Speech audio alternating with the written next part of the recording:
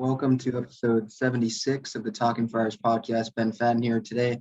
I'm going to go over some pitching free agent options for the Padres a day before what seems like, will be the lockout. And that's why you're seeing all these big deals, take place with teams, going after big time free agents, some overpaying guys like the Rangers, it looks like with Corey Seager, dropping $325 million on him.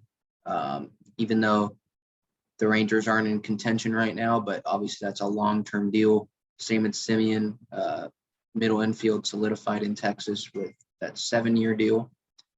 So big money being spent, but big market teams haven't been spending. The Yankees haven't done anything. Red Sox haven't done anything. Cubs not really done anything, although, they're rebuilding. The Padres, I know they're not a big market team, but they've spent like it the last few years. All they've done is clear some payroll, but they are in discussions with a couple relief pitchers, which we'll get to when we discuss pitcher relief free agent options. But so first, kind of wanted to start with a little bit of a free agency recap, kind of what's happening so far.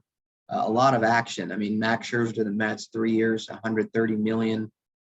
Largest average annual value in Major League Baseball history. So Scherzer gets that. The Mets have won the offseason so far. I know it's been like a month, but they've won it pretty much right now. Bringing in Starling Marte to improve their outfield, improve their bench with Mark Canha, improve their infield depth, utility, third base spot kind of with Eduardo Escobar. And Steve Cohen, richest owner in sports, he's not going to stop spending. So I'd expect them to continue building the Mariners. A big trend is non-contending teams, bringing in impact players. And that's really good for the league because you're not going to see a bunch of teams out of the playoff race. I mean, it was better last year, but you're not going to see a bunch of teams out of the playoff race like you usually would in a regular year. So the Mariners bring in Robbie Ray, 5-year deal. Kevin Gausman got a 5-year deal from the Blue Jays. They still kind of have to replace a 7-1 player in Marcus Semien, so that'll be difficult for them to do. But I would think that they don't really have to do that because they have Bo Bichette at shortstop. They have Kevin Biggio at second. They have Vlad Jr., playing well, placing second in the MVP last year. Or maybe they'll just do it a smaller type move. So that's kind of where those moves stand. The big move today, as today is November 30th, Tuesday. So if you are seeing this, late, today was, Javi Baez. That's the big deal so far. He signed with the Detroit Tigers on a 6-year deal. So again, another non-contending team, bringing in an impact player. A lot of strikeout, but he can sell tickets. They have a good young pitching core. They signed Eduardo Rodriguez, so they're trying to improve as well. So it's good to see these teams trying to create more, or the league trying to create more balance. But it's unfortunate that all this spending, all this movement is happening because of what will be a lockout. Bob Nightingale reported that like the players in the league, the meeting was like for 30 minutes today. And so that's not good when there's all these things, rules, universal DH, no universal DH, runner on second, just payroll. Is there going to be a salary floor? Are they going to raise the luxury tax, lower it? All that stuff. There's a lot of stuff to be talked about. And so the meeting will need to last 30 minutes. That kind of tells you, yeah, they can't agree on anything right now. Egos are all up there and they're just going to go to the lockout, which should start December 1st. And here on November 30th, we're getting there. But so that's kind of the Padres, or Major League Baseball free agency so far. Again, the Padres only move as of this recording, dumping Adam Frazier's salary, because that's kind of what it was, $7.5 million to the Seattle Mariners for 2 prospects that they got back, one outfielder who is in single A and a reliever, Ray Kerr, who has some upside, a left-handed reliever who could have some impact on the Padres next year, upper 90s, but control is like the main factor that he needs to focus on.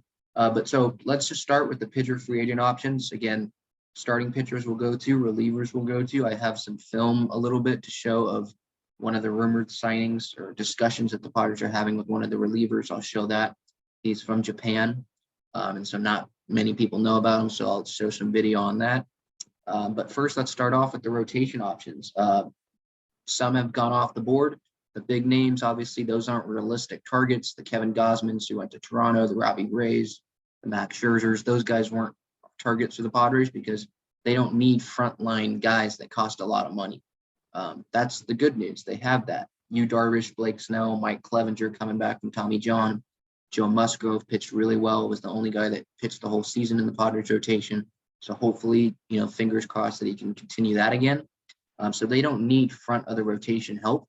It's more back of the rotation and depth moves that you should probably expect the Padres to make. So again, like a Marcus Stroman, he's like the best guy back out there. Carlos Rodon, those are out of their market probably because there's no point in signing them because they simply need to spend that money in other places to build a complete roster. But like Darvish, Snell, Clevenger, Musgrove, so that's the top of the rotation, on paper going into spring training. That's a very good rotation on paper. That arguably could be the best rotation in baseball. That's what we thought last year. And then look what happened. They had to sign Jake Arrieta and Vince Velasquez. So, and Jake Arrieta, was playing, just took our money and went to go play golf, even though he was hurt. So it just wasn't a great scenario. And hopefully the Padres, they, learn from that, not acquiring anyone at the deadline. That really stunk as well, especially when, Ken Rosenthal says that they're close to getting Scherzer and then he goes to the Dodgers, all that.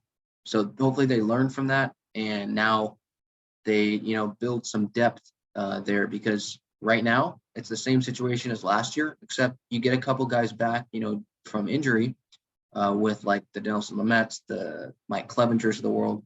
But again, you don't want last year to play itself out again when you're really supposed to be contending for a World Series with, Bob Melvin as the manager. So, and with the Dodgers probably taking a step back, losing Seager and Scherzer, the Giants taking a step back. Obviously, you don't expect all the veterans to play that well again. They lose Buster Posey to retirement. And Kevin Gausman obviously going to Toronto. He was their ace. So they still have an older roster. So the Padres should take advantage of that. They need depth. Chris Paddock, Ryan Weathers, Adrian Marhone, Dinelson Lamet, maybe Matt Strom. Those are kind of depth options at the back 4 and 5 spot or 5 spots in the rotation. And that's great and all. Hopefully they stay healthy, and that might be all the Padres need. But signing depth options to 1-year type deals, it's not going to hurt, and you might want to do that. You probably won't see that now. Now is probably the bigger deals that are happening. You might see the smaller deals like this happen after lockout. Hopefully that doesn't take too long. You'll see those deals happen then because the payroll numbers, the salary floor, or whatever, the luxury tax number, it'll be solidified and concrete. And so teams will have a better idea of how much money they need to spend. You're seeing these bigger deals happen now because these players are going to be signed to these big deals regardless of what the payroll numbers are. And you need big interest in the players on their side of things. They want the biggest deal. They want to know, over the holidays, what team they're going to be on and all that. So that's why you're seeing these bigger deals happen. But these smaller deals, again, before we get into the options, I think those are going to happen after lockout. And I have a few names. Corey Kluber was one of those names that I had on my list, but he signed with Tampa. That would have been a good addition. The Ruben Niebla connection. He threw a no-hitter last year. He did have an injury, but he went to Tampa Bay for 1 year on a 1-year deal. I think like $8 million, something like that. So and that's the range that I thought the Padres could have paid, but obviously they didn't want to jump at that. So he's out of the picture. But I think Michael Baneta is an option. Age 32, a 3.62 ERA and 21 starts in 2021. Pretty reliable, and that's what I like about him as a depth option. I think if you do sign him, he actually probably would be in the rotation or at least fight for a spot. But I think maybe he doesn't want to come here because he might not have a solidified spot here. And I think he's going to want that. I think he would get that in a team like Minnesota with the Twins. and the Twins are a team that he likes. They like him, and I think so. You might see him end back there, but in terms of just an option, I mean, he's reliable. It could be a 1-year deal, a 2-year deal, short type thing. 10 million AAV, not huge, and he's reliable. He's made start after start, and he's going to give you some innings. So I think that would be a solid option. Is it going to happen? Probably not, but just because he probably wants a solidified spot, but I think that's a good option. Zach Davies is another one, former Padre. He's only 28 years old. And yes, he doesn't have the firepower that a Mike Clevenger has or a Blake Snow when he's on. But he does, like we saw in 2020, he can give you innings. He can give you consistency, and he throws strikes, right? Last year, the walks did get, out. The walks were a little bit of a problem. I think he led the National League in walks with the Cubs. But I think that you got to hope that that's not him.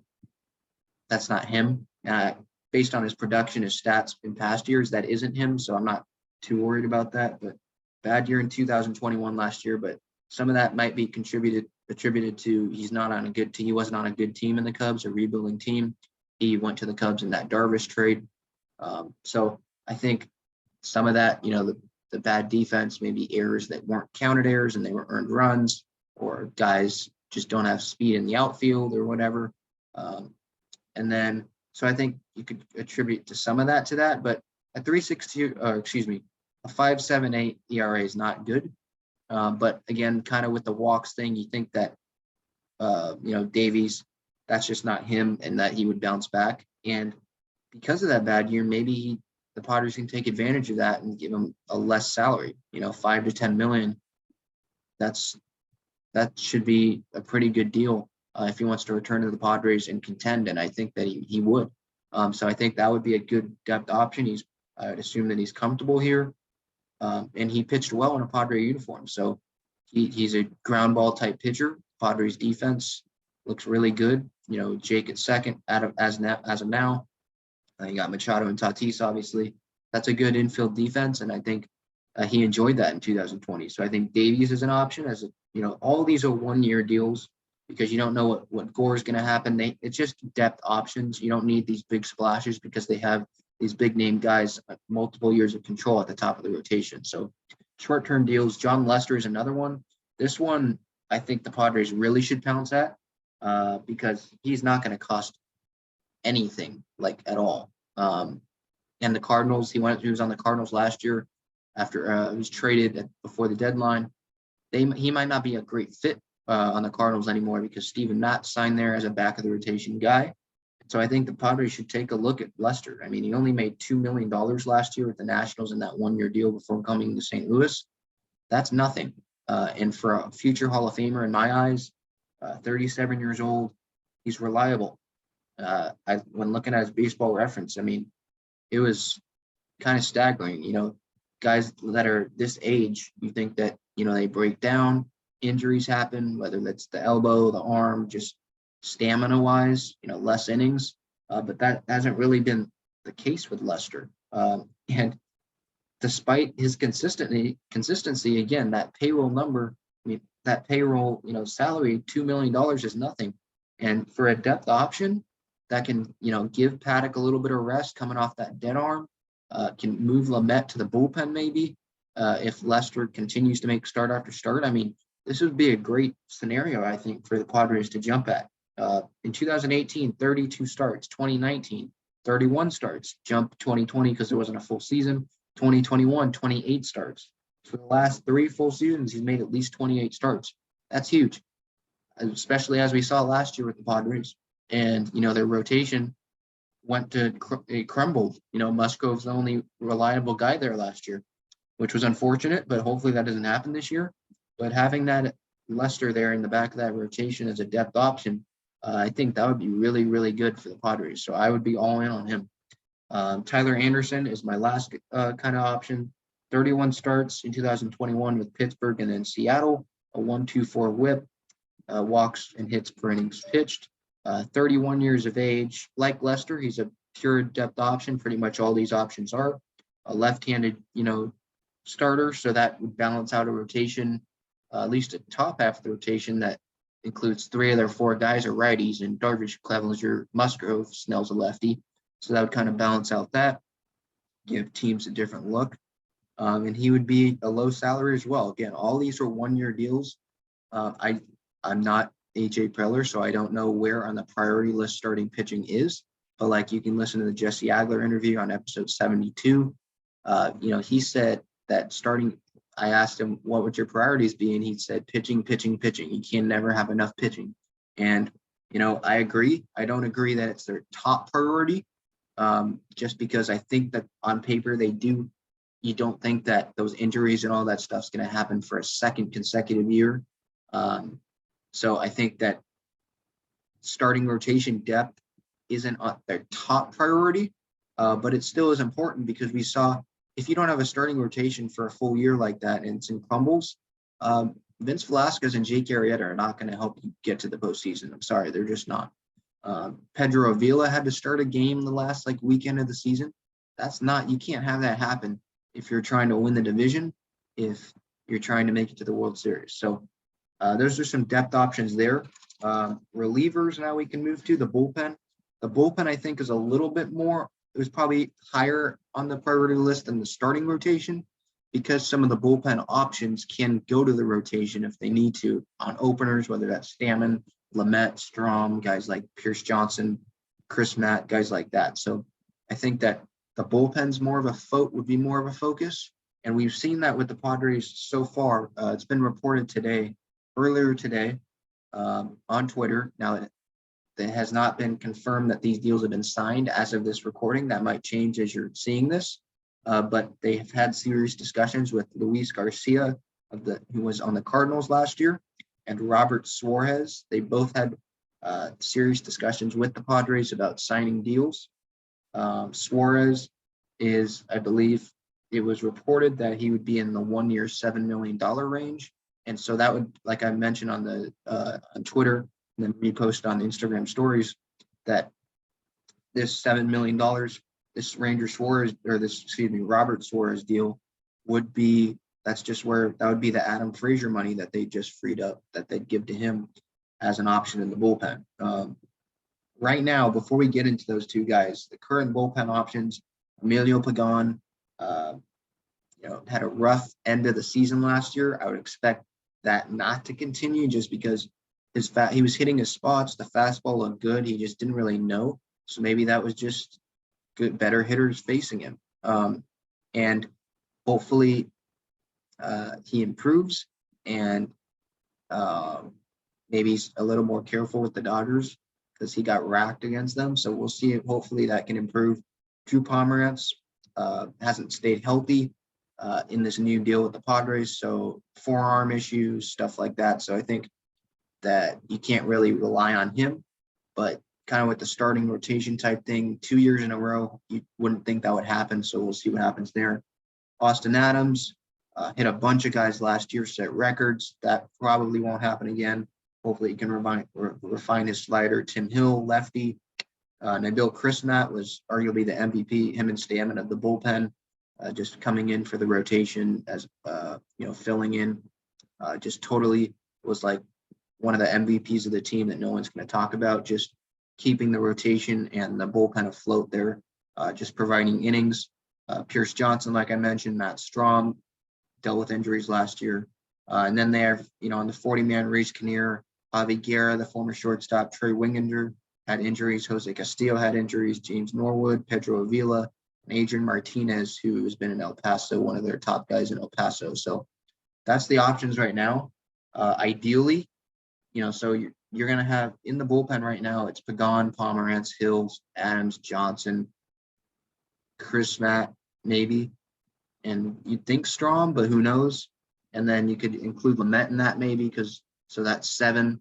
I think adding a couple more, because there's going to be injuries, obviously, and you don't want to just be relying on minor leaguers to fill in. So that's what the Padres are doing. Adding a couple guys is what it seems like if these discussions, end up towards a deal. And that's what we'll assume here on this episode as of this recording. And so those two guys, and I wouldn't really expect the Padres after these two guys to make any big moves in the bullpen. because they have a bunch of guys already under contract. And these two guys are pretty good, at least recently. Their numbers, Luis Garcia with the Cardinals last year, I believe he's with Texas before. He had a 3.24 earned run average last year. So that's good, in comparison to some of the guys in the bullpen, some of the guys, so just being healthy is a big, you want guys that can stay healthy. And Luis Garcia at least showed that last year. And then the other guy who I think, so Luis Garcia would be a good option. I expect it to be a 1-year deal, but who knows? So maybe a 1 and an option. Who knows about that? I think that would be a good addition. I did want to focus, though, on Robert Suarez. He's intriguing to me because, well, one, no one really knows about him. So I did want to kind of talk about who he was, just to kind of inform people that didn't really know who he was. Robert Suarez, he had a 1.65 ERA last year in Japan. Pierce Johnson, if you remember, he came over from Japan as well. So the Padres do have history doing that. And Pierce Johnson's had success with the Padres after doing that. So maybe this is another case of them, going from Japan and doing, having interest in one of those guys, bringing them over, and they have success. Again, Japan is easier than the major leagues, obviously, because, the major leagues, that's the top of the top. You have the best players in Japan, the Shohei Ohtani's coming over to America to play. So Suarez wasn't facing the top competition. But with that said, you still got to look at the stuff that he has. And so I'll show you clips here in a second. He has good stuff. So sorry to the audio people. You can watch the episode on YouTube and see the clips that I'm showing when I share my screen here. So I keep saying Ranger. Robert, he plays for the Phillies, I believe. Robert Suarez, intriguing. He would be a good addition to this bullpen. Again, you want reliability, you want depth, you want just more options because the bullpen, part of it was the rotation last year, but the bullpen got run down last year. And part of, like I mentioned, part of it was the filling of the innings, but another part of it was maybe the, Jay Stingler's usage of it. But also I think it was not enough arms that they could rely on, Tim Hill, they relied on him early. Stammen and Chris Met, they relied on him the whole season. Mark Melancon, they relied on him the whole season. But like Pomeranz got hurt, Kella got hurt. Lamet obviously wasn't reliable all year. So there was a bunch of Austin Adams just hitting everyone last year. Strom dealt with injuries. Too many guys that they couldn't rely on. So they just need reliability. And that's why they need this depth in the bullpen. And that's why I'd say that, that's a higher priority than the starting rotation depth, in my opinion. So like I mentioned, here is this film, this quick film here on YouTube from Robert Suarez. Again, he's from Japan. And so here is the clip. So Robert Suarez, I think this was from a year ago, okay? So this is the clip. Again, so that's good slider there. And then here's a fastball, upper 90s is the velocity, boom, right by him. So he's definitely, he's showing, command. Now that's not command there, obviously, but he's still fastball up in the zone, effective. That's what you want to see. And the Padres need velocity out of this bullpen.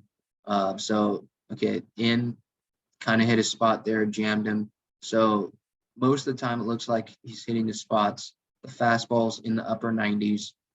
So he's definitely, consistent, and you want him to be reliable. And so look, getting ground balls, jamming guys. Now I get that this is highlights, but that's a little bit of Robert Suarez for you. He would look like a good addition. Again, 1 year, $7 million is kind of what reports are saying. That would be the Adam Frazier money. So we'll see if that happens. And that looks like he'd be a solid addition to the Padres bullpen as another option, and hopefully someone that can be consistent and be a reliable option for Bob Melvin in his first year as Padres manager. So that's what the bullpen options the Padres have right now. Some free agent options. Obviously, I made this list prior to kind of this morning's reports. So if the Garcia and Suarez moves happen, Maybe none of these guys are signed, but still because there's just too many guys already clogging up the bullpen. But we'll see if any of these moves and where these players do end up. Brad Hand is the first option. Michael Lorenzen was on my list. He ended up going to the Angels.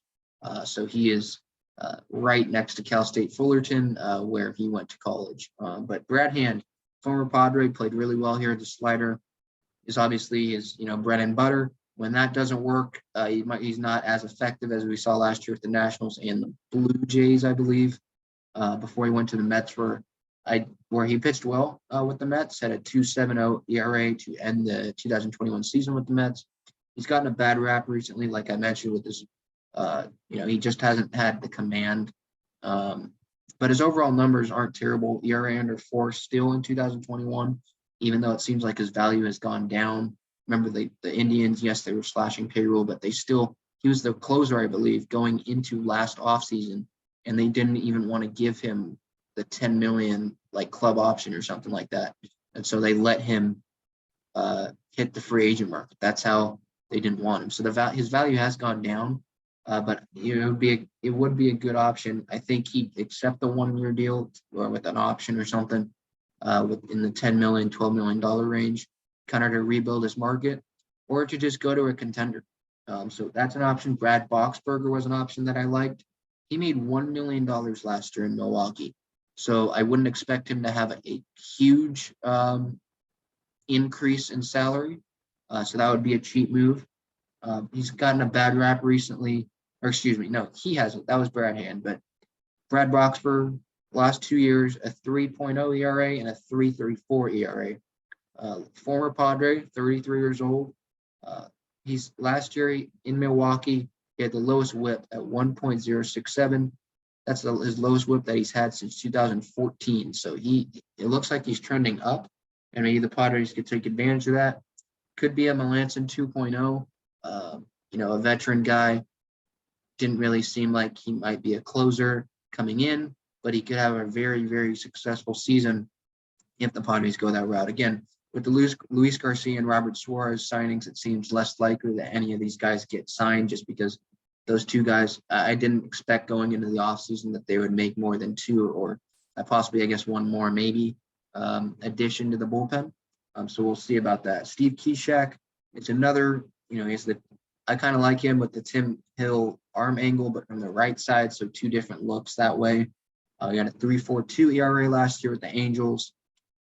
He looked like he'd be a cheap option. Tony Watson as well, 36 years old. So Kishak's 35, Watson 36. So the age is a factor. But Watson 2.96 ERA last year with San Francisco, just 4 home runs allowed in 2021. So that would be welcoming to the Padres, considering Pagan struggles and Austin Adams hitting a bunch of guys. So I think that would be a welcome, signing. So again, Hand, Boxberger, Kishak, Watson, those are the kind of 4 options that I had down before these 2, Luis Garcia and Robert Suarez, reported discussions with the Padres came out. So we'll keep an eye on that. We'll see the discussions that arise, or we'll see if the Padres do engage with any of these guys, any other relievers. Again, I don't expect them to spend a bunch of money in this department, just because there's plenty of guys already filled in these spots. It was kind of the closer role, and just more depth in the bullpen is what they needed, really, because you have Pagan, Pomerantz, Hill, Adams, Johnson, kind of to fill Stammen, to kind of fill, the 6-inning on roles. Hopefully it's only 7-inning on, hopefully Darvish can bounce back and Snell can be consistent, but we'll see about that. And Clevenger, obviously, that's a big key to the Padres season. So we'll see about that. But power hitting outfielder, corner outfielder, DH, hopefully when the CBA lockout, all that stuff ends, those are probably going to be the bigger priorities over pitching. But these are options for you, starting pitching wise, bullpen wise. Again, keep up looking at the Instagram, Twitter at Talking Friars for all the Padres updates that you need. This has been episode 76 of the Talking Friars podcast. Ben Fadden here. Thank you so much for listening or watching on YouTube, listening on Spotify, Apple Podcasts, wherever you get your podcasts. And until next time, let's go Padres.